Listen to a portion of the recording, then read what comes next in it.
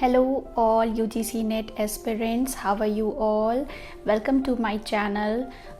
In this video I will guide you how to prepare for NET JRF Commerce and Management.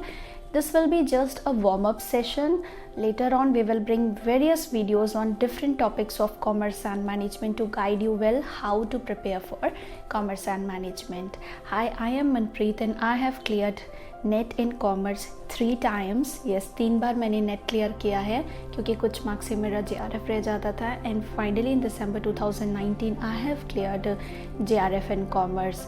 मुझे बहुत सारी queries आ रही थी, messages and calls आ रहे थे कि ma'am how to prepare for commerce and management और क्या मटेरियल हमें यूज़ करना है, पेपर 1 के लिए क्या स्ट्रैटेजी होगी, कॉमर्स के लिए क्या स्ट्रैटेजी होगी. So we have one more faculty जो आपको मैनेजमेंट के लिए गाइड करेंगे. मैं यहाँ पे आपको कॉमर्स के लिए गाइड करूँगी और टुगेदर हम आपको पेपर 1 की प्रिपरेशंस भी कैसे करनी है इसके लिए हेल्प करेंगे. तो बेसिकली क्योंकि बहुत सारी क्वेरीज थी, पर्टिकुलरली हर किसी को पर्सनली रिप्लाई करना मेरे लिए पॉसिबल नहीं था, इसलिए मैंने ये वीडियो के थ्रू एक बिगनिंग की है. और कमेंट्स करिएगा और मुझे ज़रूर क्वेरी करिएगा कि कौन से ऐसे टॉपिक्स हैं जिसमें आप चाहते हो कि मैं पहले वीडियो बनाऊं एंड ज़रूर मैं आपको कोशिश करूंगी कि मैं जितना गाइड कर सकूं करूंगी. So this is the platform for the preparation of JRF NET commerce and management. There will be another faculty जो आपको मैनेजमेंट के लिए गाइड करेंगे. उन्होंने जस्ट फर्स्ट अटेम्प्ट में नेट एंड मैनेजमेंट क्वालिफाई किया है. So how to qualify NET JRF in commerce and management. तो देखिए सिलेबस बहुत सारा है. It's like a sea of syllabus. ठीक है, एक समंदर की तरह सिलेबस है. आपको कैसे पढ़ना है, 4 months 5 months 6 months depends on अगर आप वर्किंग में हैं, किसी भी कंडीशन में हैं, आप कितना टाइम डिवोट कर पाते हो और क्या स्ट्रैटेजी होनी चाहिए, प्रीवियस पेपर्स हैं, बुक्स कौन सी लेनी चाहिए. तो इसके लिए ये जस्ट एक ब्रीफ सेशन है, एक वार्म अप सेशन है. इसके लिए मैंने आगे भी मैं वीडियोस बनाऊंगी और किस तरीके से प्रिपरेशंस करनी है टॉपिक्स में भी मैं आपको कोशिश करूंगी कि प्रॉपरली हेल्प कर सकूं. तो बेसिकली क्या है, सबसे पहले माइंड में आता है ऑनलाइन एग्ज़ाम. यस, मैंने ऑफलाइन एग्ज़ाम भी दिया है, मैंने ऑनलाइन एग्ज़ाम भी दिया है. ऑनलाइन एग्ज़ाम में क्या है, जैसे दिसंबर 2018 में मेरा नेट निकला था, तो उस टाइम पे पेपर 1 एंड जो हमारा सब्जेक्ट होता है, माय सब्जेक्ट वाज कॉमर्स, तो दोनों के बीच में हाफ एन आवर का गैप था.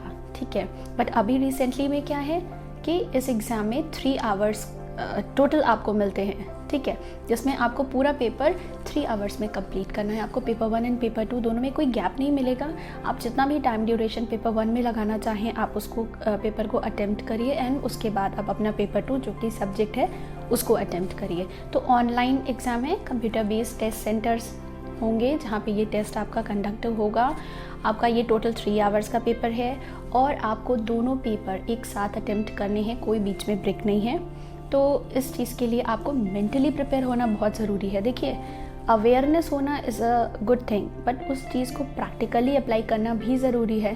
क्योंकि हम 5 to 6 months पढ़ तो लेते हैं, बट जब हम ऑनलाइन एग्ज़ाम देने जाते हैं एंड जस्ट इमेजिन 3 घंटे लगातार आपको स्क्रीन में देखना है तो कॉन्सेंट्रेट करने में प्रॉब्लम आती है. पर्सनली मुझे थोड़ा सा लगा था क्योंकि मैंने दोनों अटेम्प्ट किए हुए हैं, ऑफलाइन भी ऑनलाइन भी, तो थोड़ी सी मुश्किल आती है, बट कुछ अच्छा भी है ऑनलाइन टेस्ट में क्योंकि रिजल्ट्स बहुत जल्दी आ जाते हैं एज़ कम्पेयर टू पहले हमें 3 to 4 months वेट करना पड़ता था कि हमें नेक्स्ट अटेम्प्ट के लिए प्रिपरेशन करनी है कि नहीं करनी है, यही डिसाइड नहीं हो पाता था.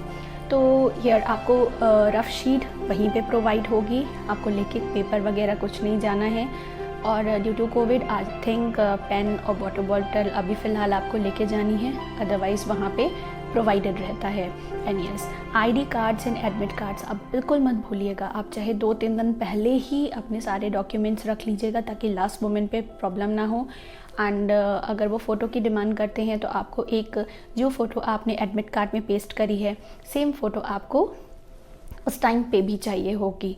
तो इसलिए ये बहुत ज़रूरी है क्योंकि होता क्या है, तैयारी तो कर लेते हैं, सेंटर चले जाते हैं, फिर पैनिक क्रिएट होता है अगर हमने डॉक्यूमेंट्स कहीं ना कहीं मिस कर दिया। तो इसलिए इस चीज़ के लिए आप प्रिपेयर्ड रहिए। And yes, finish your exam on time and submit it up. Exam को समय पे करना बहुत ज़रूरी है, ये हम सबको पता है, बट उस चीज़ के लिए हमें तैयारी करनी है, सिर्फ पढ़ना ही नहीं है। ऑनलाइन एग्ज़ाम को कैसे अपीयर करना है, किस तरीके से हमें एग्ज़ाम देना है, हमें उसकी भी प्रैक्टिस करनी है, ठीक है। इसलिए मैंने ये पॉइंट्स लिखे हैं कि ये आप माइंड में रख के चलिए। सिर्फ ये नहीं है कि मुझे बुक्स देखनी है और मुझे पढ़ाई करनी है, नहीं। बुक्स के साथ साथ आपके माइंड में क्या होना चाहिए, आपके माइंड में होना चाहिए कि हाँ, मुझे ऑनलाइन पेपर देना है तो मुझे उसकी भी प्रैक्टिस होनी चाहिए, ठीक है। तो बेसिकली ये तो फैक्ट्स रहे कि एग्ज़ाम कैसे हैं और एग्ज़ाम के लिए कैसे प्रिपेयर करना है। बाकी देखिए, द थिंग इज़, और आगे जैसे आपके क्वेश्चंस क्वेरीज रहेंगे, मैं उन क्वेश्चंस को रिजॉल्व करने की पूरी कोशिश करूँगी। तो बेसिकली देखिए, आपको स्टडी कैसे करना है। तो सबसे पहले तो देखिए, प्रीवियस पेपर्स आते हैं, उसको एज अ रेफरेंस यूज़ करना है। देखिए, प्रीवियस पेपर से क्वेश्चंस एग्जैक्टली कॉपी तो नहीं होते हैं, बहुत कम ऐसे क्वेश्चंस हैं, बट द थिंग इज़ जो टॉपिक्स हैं वो ज़रूर रिपीट होते हैं। जैसे एक क्वेश्चन है, उस क्वेश्चन के ऑप्शंस 4 दिए हैं, तो वो मान लीजिए एक ऑप्शन के बेसिस पे अगर क्वेश्चन आया है तो बाकी जो 3 टॉपिक्स हैं उस पे बेस्ड क्वेश्चंस भी आगे आ सकते हैं। तो इसलिए प्रीवियस पेपर्स को रेफ़र करना बहुत ज़रूरी है, क्योंकि मैं जब भी टॉपिक बिगिन करती हूँ तो मेरी स्ट्रैटेजी रही है कि मैं उन टॉपिक्स के जो प्रीवियस पेपर्स में क्वेश्चंस आए हैं, जैसे मान लीजिए मैंने कल से एक टॉपिक स्टार्ट करना है, मैंने 10 डेज़ 12 डेज़ रख लिए उस पर्टिकुलर टॉपिक के लिए, तो आज के दिन मैं क्या करूँगी, पूरा दिन जितने प्रीवियस पेपर्स हैं उसके जितने क्वेश्चंस हैं उनको पहले मार्क कर लूँगी। प्रीवियस पेपर्स की बुकलेट आती है, अदरवाइज़ जैसे आप बुक लेते हो, हेल्पिंग बुक या अरिहंत या ट्रूमेंस की बुक होगी, मेरे पास दोनों ही थी, बट अरिहंत मैंने लेटेस्ट फिर ली थी क्योंकि सिलेबस फ़िलहाल अभी जून 2019 से चेंज हो चुका है, तो मुझे अरिहंत फ्रेश मैंने ली थी। तो उसमें जितने भी पेपर्स थे वो गिवन थे।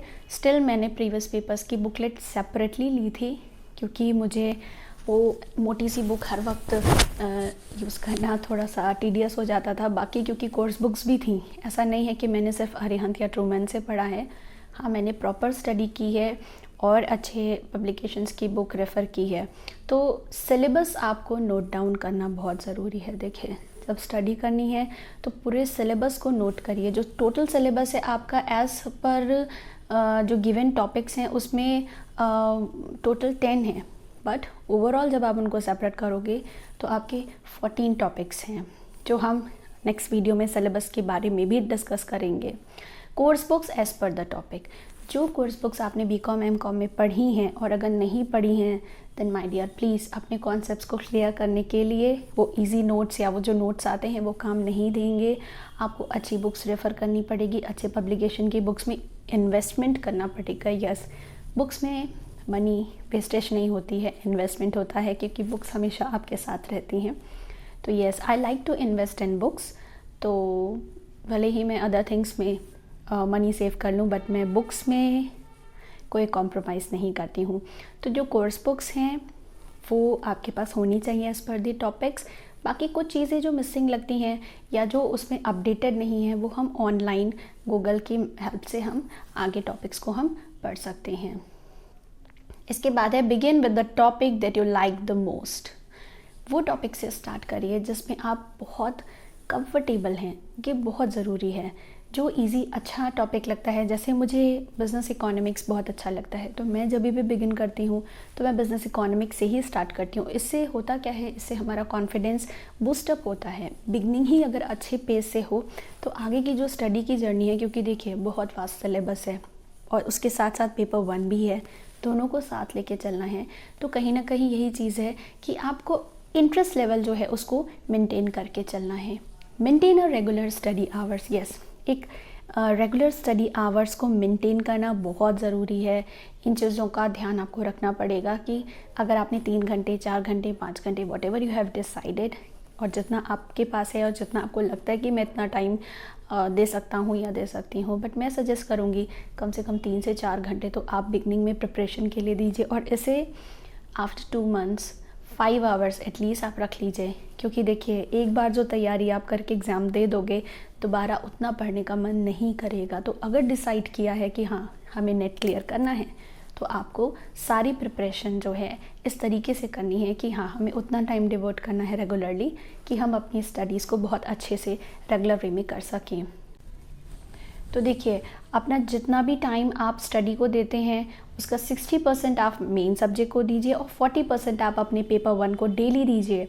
अगर आप 4 घंटे लेके चल रहे हैं तो 2.5 घंटा आपने कॉमर्स या मैनेजमेंट को दे दिया, तो आप कम से कम 1.5 घंटा तो पेपर 1 को डेली दीजिए। दोनों पेपर को डेली स्टडी करना बहुत ज़रूरी है, क्योंकि पेपर 1 बहुत स्कोरिंग होता है और अगर आपने उसकी अच्छे से प्रैक्टिस कर ली है तो कम से कम 60 to 70% आप स्कोर कर लोगे। और अगर इतना स्कोर कर लिया है तो थोड़ा सा भी अगर मेन सब्जेक्ट में कहीं रह जाता है, क्योंकि मेन सब्जेक्ट का सिलेबस भी बहुत ज़्यादा है, तो वो कहीं ना कहीं पेपर 1 आपका कवर कर लेता है। तो पेपर 1 में भी फोकस करना बहुत ज़रूरी है। और जैसा मैंने कहा था कि प्रीवियस पेपर से जो भी क्वेश्चंस आते हैं उनके टॉपिक आप ज़रूर नोट कर लीजिए। तो mark the questions of previous papers and make a note of topic name, जितने नेम आते हैं बिफोर बिगनिंग एनी टॉपिक। जो भी सब्जेक्ट जैसे आप कल से कोई बिगिन करने वाले हो तो आज पहले आप प्रीवियस पेपर्स में देख लो कि उस पर बेस कितने क्वेश्चंस आए हैं, क्या क्या टॉपिक्स आया है, और उसका जैसे एक नोट बना लीजिए ताकि आगे जब आप स्टडी करोगे तो होगा क्या, वो टॉपिक्स कहीं ना कहीं आपके सिलेबस में कवर होने चाहिए, ये आप चेक कर सकते हो कि उसमें कवर हुए हैं कि नहीं। इससे होगा क्या कि जब आप बाद में प्रीवियस पेपर्स की प्रैक्टिस करोगे ना, हर टॉपिक के बाद या एटलीस्ट 3-4 टॉपिक जब हम ख़त्म कर लेते हैं तब हम प्रीवियस पेपर पे आते हैं, तो आपका थोड़ा कॉन्फिडेंस बूस्टअप होगा, क्योंकि ज़्यादातर टॉपिक्स आप जो प्रीवियस पेपर्स में आए हैं वो कवर कर चुके होंगे। तो cover up those topics in your study time पर topic that you have scheduled. मतलब जो टॉपिक्स आपने एक पर्टिकुलर, जैसे मैंने कोई भी टॉपिक 10 दिन, 12 दिन, 15 दिन में ख़त्म करना है तो यस उसको उतने दिन में ख़त्म कर लीजिए।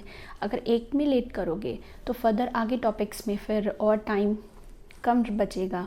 और कम से कम मेरा मानना है कि 3 बार तो आपको रिविज़न करना ज़रूर चाहिए। आप 5 to 6 मंथ्स की प्रिपरेशन अगर मान के चलते हो कि 5 to 6 मंथ्स अगर हैं लगेंगे प्रिपरेशन में, तो कम से कम इस दौरान में आप 3 बार उस सिलेबस को रीड करो, रिवाइज़ करो। तो that's why I am saying कि जो भी टॉपिक हैं आप उनको हर एक टॉपिक का जितना भी शेड्यूल आपने बना रखा है उसको आप ज़रूर से देख लीजिएगा।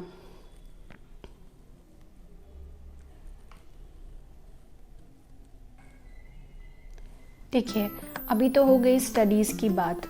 स्टडीज़ के साथ साथ एक्सरसाइज एंड मेडिटेशन बहुत ज़रूरी होता है।